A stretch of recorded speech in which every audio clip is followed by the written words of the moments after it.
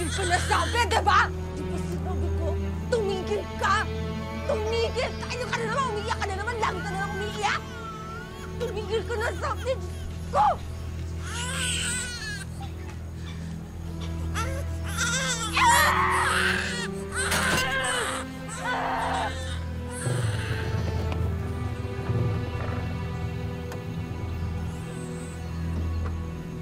Mary? Mary! Mary! Tumigil ka na! Ano yung ginagawa mo? Diyos ko, Mary. Papatayin mo ba yung anak mo? Ako.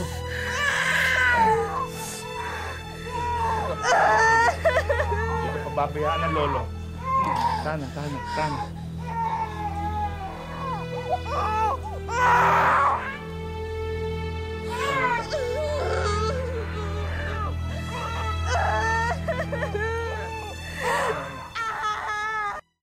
Mahirap daw maging isang tunay na magulang. Kailangan ng katawang hindi napapagod, ng isipang laging umuunawa, at higit sa lahat, isang pusong handang masaktan. Ito ang natutunan ni Lolo Jesus, isang tricycle driver na mula sa Osamis City. Hindi lang daw siya nagdusa sa pagpapalaki sa kanyang mga anak, kundi pati na rin sa kanyang apo. Magandang araw po mga kapuso. Ako po si Vicky Morales at ito ang Wish Ko Lang. Malamang po, merong postpartum depression ang anak ninyo, Mang Jesus. Ano ba yun? Kung minsan po, nakakaranas ng depression ng isang bagong panganak. Nagiging mainitin ng ulo, iritable, nalulungkot ng sobra na wala namang dahilan. Sakit po pala yun. Sigurado ba kayo na hindi nasisiraan ng ulo yung anak ko? Kaya naman baka may sanib ng demonyo. Naku, hindi po. Marami pong nakakaranas niyan. Pero, kasi kahit na yung anak niya, handa niya saktan eh. Opo, nangyayari po talaga yan sa isang babae na may postpartum depression. Minsan nga po hindi nila matignan ng anak nila. Ganun po ba? Ano kaya ang pwede kong gawin para mawala yung Postpartum depression po. Kailangan lang niya maglibang. Lilipas din yun, kaya lang hindi natin alam kung kailan. Ano nga po ba yung pinaglilibangan ni Mary dati?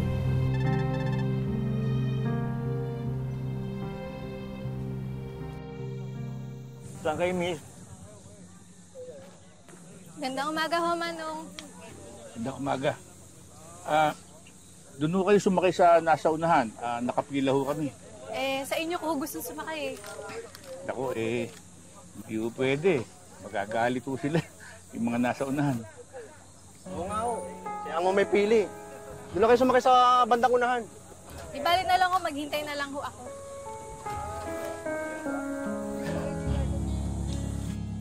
At talaga gawin mo, Manong, ha? Kung ayaw katanta ng mga pasahero mo, ha? Hoy!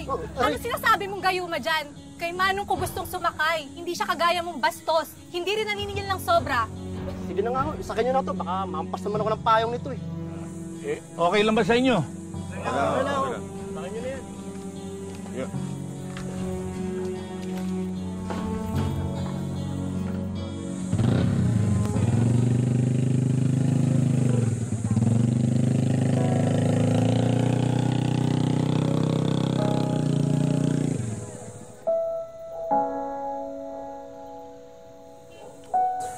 Magkano po to, ate? Mura lang po yan, sir. May kasama po bang charger to? Wala po, sir. Madali lang naman bumili ng charger, eh. Okay lang ba ito? Mura lang po yan, sir. 1.5. Ay, sir. Gusto niyo rin po? Patingin, ha? Mura lang po. Ito. Ito po.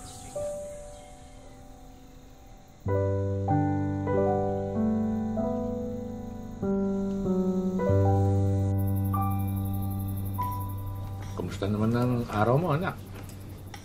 May balita ka pa ba dun sa mga kaibigan mo ng high school? Yung sina Elena ba yun? Lagi nagte-text sa'yo. Tay, bakit ba kayo tanong ng tanong? Nung nawala yung cellphone ko, ayun, nawala na rin yung contact ko sa kanila. Naitanong ko. Kasi, binili kita nito. Cellphone? Akin to, Tay? Akin to? Pasensya ka na, ha? Second hand lang yung kaya kong bilhin. Sabi kasi ng doktor, kailangan daw maglibang ka. Kaya, Okay na to, Tay.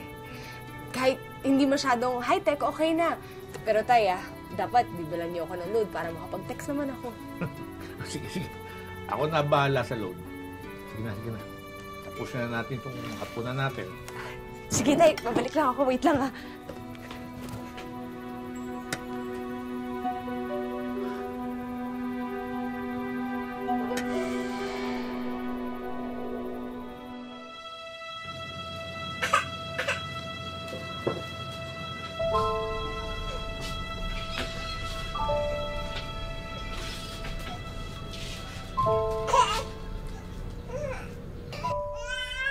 Ano ka ba naman, Mary?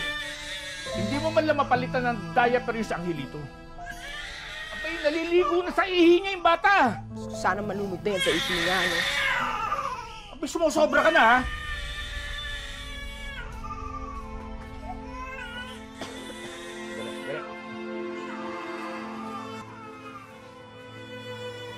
Yan. Ba't nandyan yung bag mo? Aalis na ako, Tay. Iwan ko na kayo ng apo niyo. Aalis? Bakit ka aalis? Saan ka pupunta? Doon ako sa boyfriend ko, kay Mike. Boyfriend? Paano ka nagka-boyfriend? Nakilala ko siya sa text. Nanligaw siya sa akin sa text. Sinagot ko rin siya sa text doon. Teka. Sasama ka sa lalaki na sa telepono mo lang nakilala? Mas okay na yun kaysa mabulok ako dito sa bahay niyo. Paano yung anak mo? Hindi pa ba halata? Ayoko dyan sa batang yan. Hindi ko ginusto yan. Hindi rin naman niya ginustong isilang mo siya. Ikaw ang may gawa nun. Kaya hindi siya ang dapat magdusa dahil dyan sa maling desisyon mo. Tay, wala na akong oras para makipagtalo sa inyo. Magsama kayo ng apo niyo. Teka. Uy, bumalik ka nga rito. Mary! Mary! Mary, ano ba?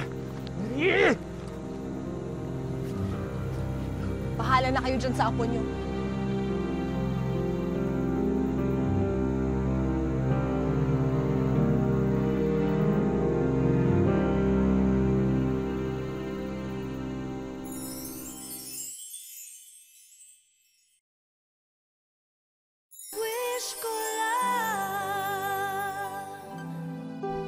Nahabag si Lolo Jesus sa pag-abandona ng anak niya sa apo at wala namang ibang pwedeng umako ng responsibilidad na maging magulang ni Angelito, kundi siya lang. Sandali lang.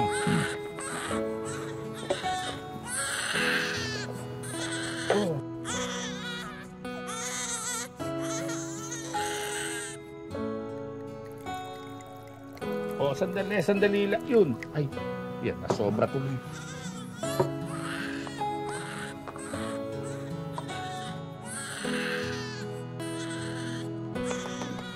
Okay na, okay. Ayun. Okay na, okay. Yan. Okay. Yan. Ito na. Yun na. Oh. Yan. Dahil abala si Lolo Jesus sa pag-aalaga sa kanyang apo, hindi na siya makapasada. At kung walang kita, hindi niya mabibili ang mga pangangailangan ni Angelito.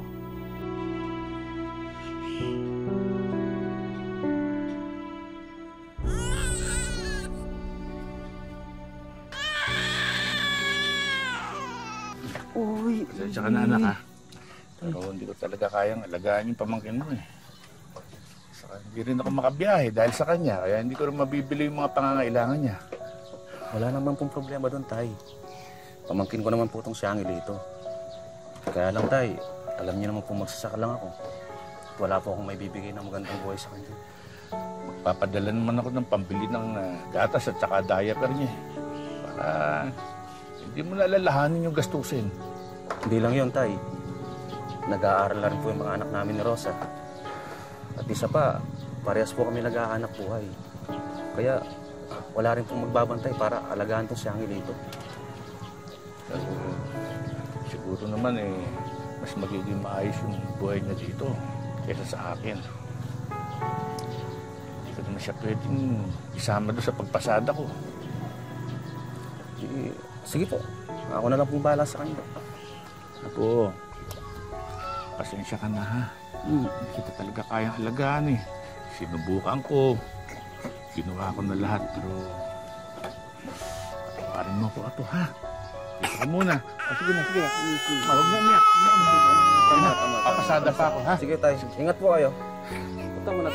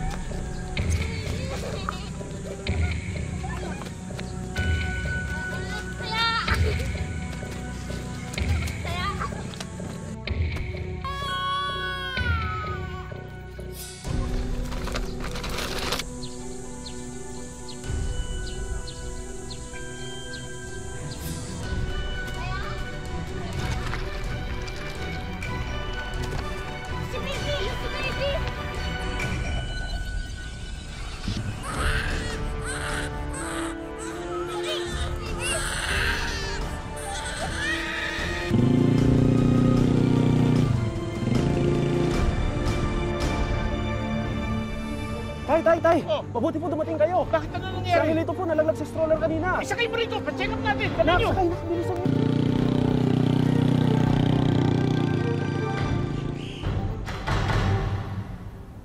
Mang Jesus, Opo, Dok. nabalian ng buto sa braso si Angelito. Nabalian. Diyos ko. Pero bukod po doon, wala naman po siya ibang injury.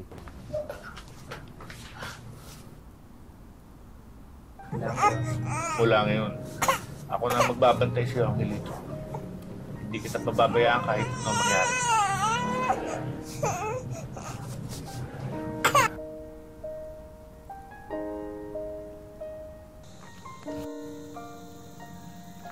Kasama ka sa biyahe ni Lolo, ha? Teka na!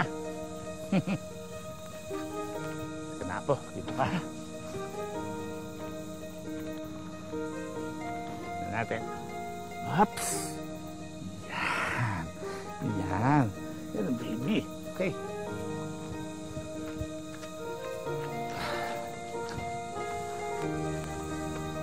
Malikot, ha?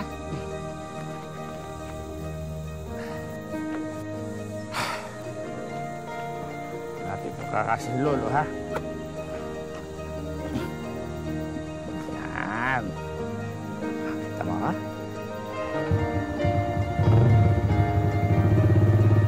Okay, yan na.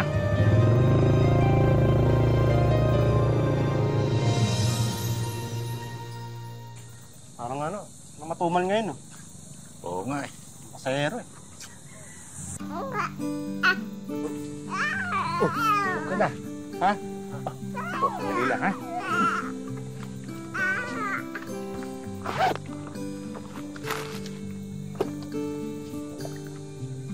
Tumahan na. Yan. Ha?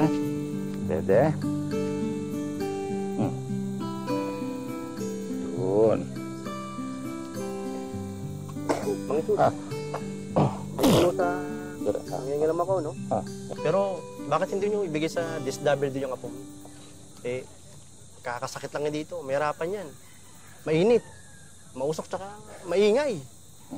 Naisip ko na rin yun. Kaya lang hindi ko Natatakot kasi kung ipagkatiwala sa ibang tao itong apo ko. Baby. Hindi mo ba kayo nahihirapan sa ginagawa niya? Mahihirapan, siyempre. Pero mas mahihirapan ako. Hindi ko makikita yung kalagayan niya.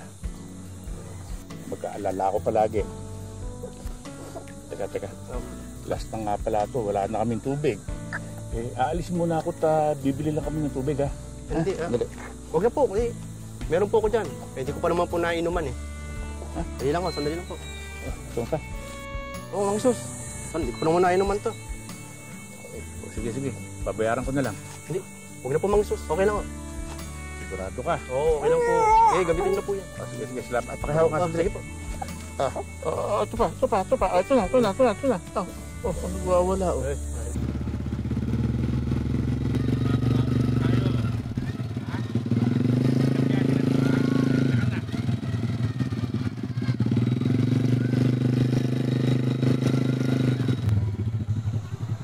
Wala po?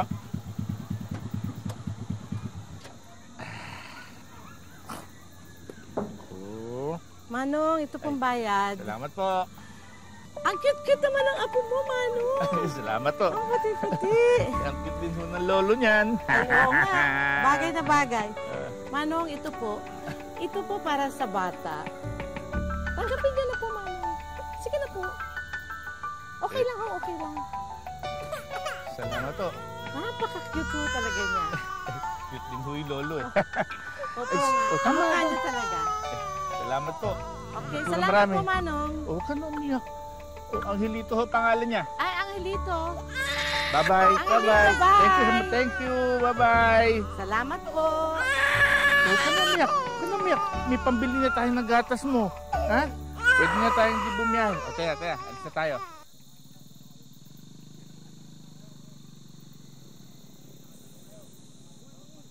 Tay!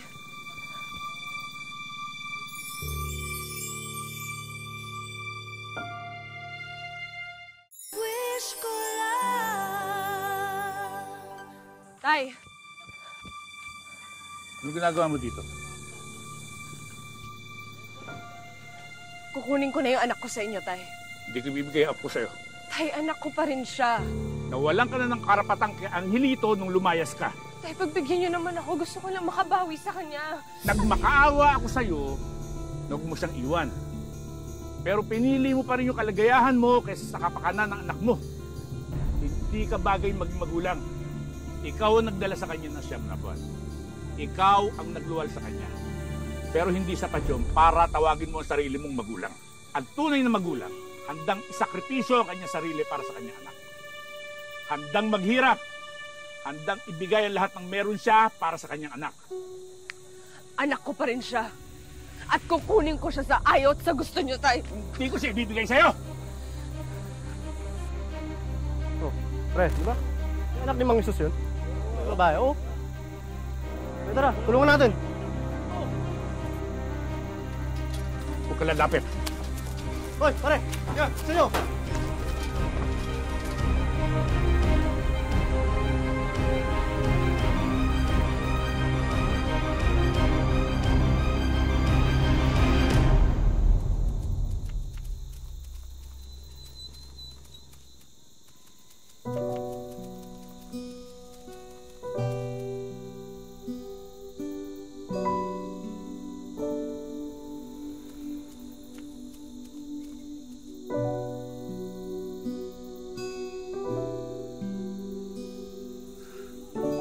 Salamat sa inyo.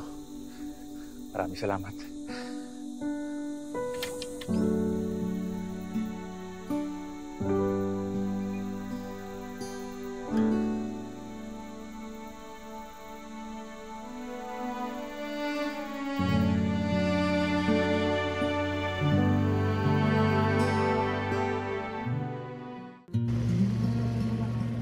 Sa bayan ng Osamis, patuloy ang pagharurot ni na Lolo Jesus at Angelito.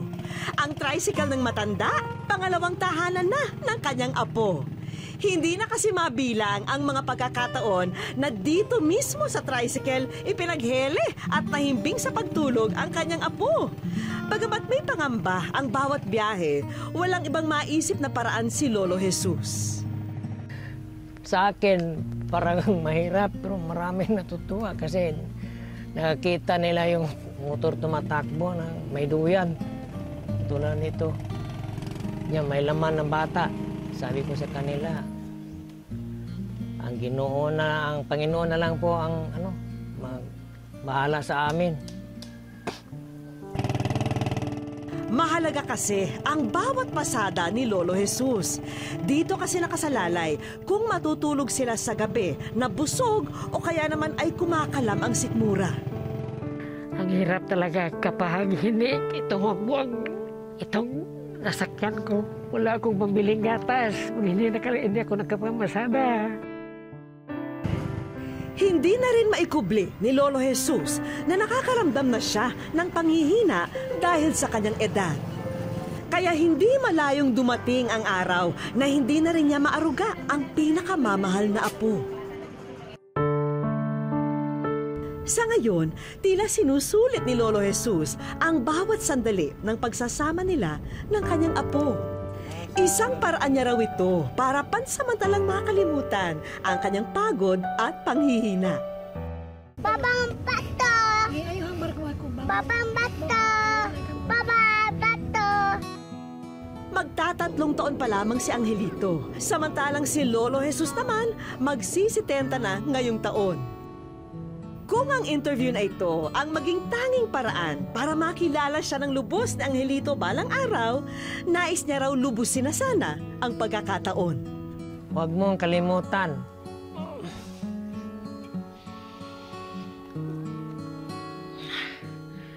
Pinalaki kita dahil mahal kita. I love you, Angelito.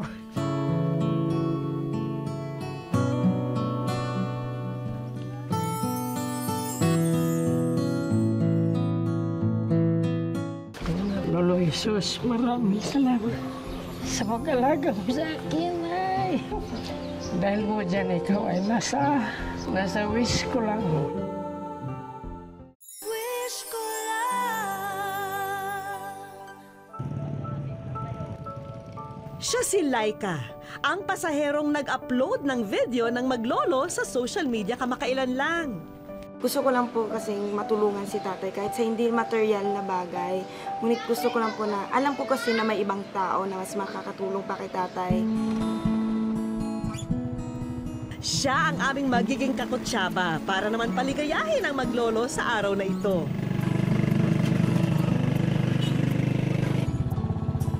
Pero kailangan, maihatid muna nila sa room 10 ang kahon ni Laika. Tay, samahan mo ko sa room 10. Room 10 po? Ah, sige. Sige po. Baba tayo. Doon lamang napansin ni Lolo Jesus na sa kanya nakapangalan ang kahon. Para sa iyo, Jesus. Ha? Para sa akin ho. Nakasulat. Lolo Jesus, maraming salamat sa pag-alaga mo sa akin, ay. Meron pa nakasulat. Dahil mo dyan, ikaw ay nasa wish ko lang. Doon din nakita ni Lolo Jesus ang kauna-unahang larawan nilang maglolo na naka-frame. Ang ilito pala to. Para naman kay Laika, sapat na raw sa kanya ang mapansin ng ibang tao ang post niya sa social media. Iba yung sacrifice niya bilang lolo. Kasi hindi naman po lahat ng lolo ganito. Na-touch lang po ako kasi yung sacrifices niya ay para lahat yun sa kanyang apo. Maraming salamat sa iyo, Karen. Hindi ko na ramdaman kung saan kayo nakasakay sa akin at bumawa. Ayun lang po yung masasabi ko. Bait din.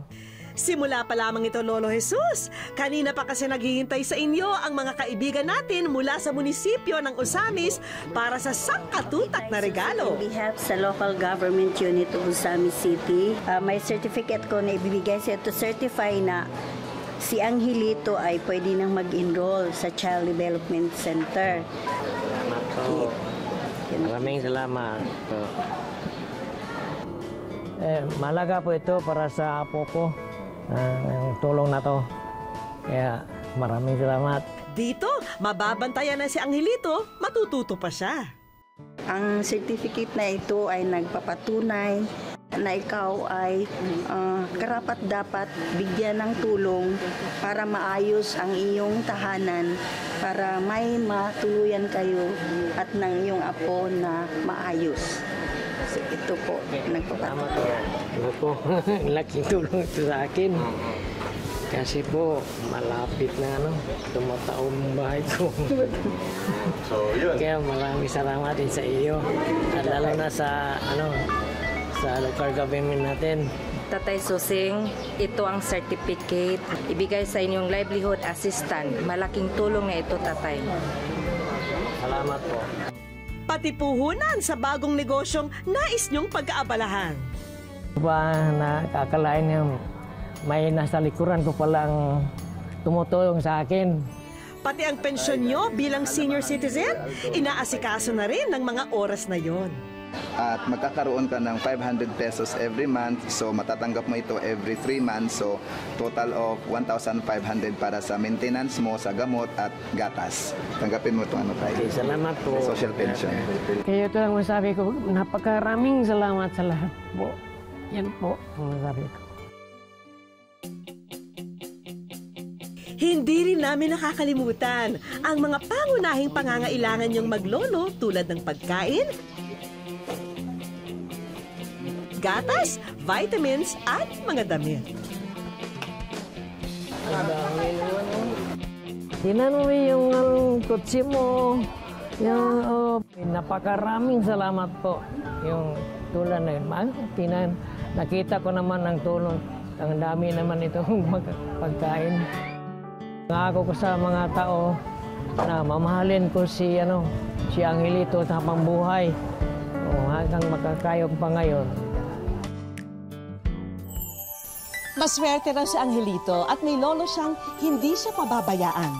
Ganon din naman si Lolo Jesus. May apo siyang pinanghuhugutan niya ng lakas. At gabay nila ang bawat isa sa kanilang pagpasada sa kalsada ng buhay. Ako po muli si Vicky Morales, nagpapasalamat sa inyong patuloy na pagsubaybay.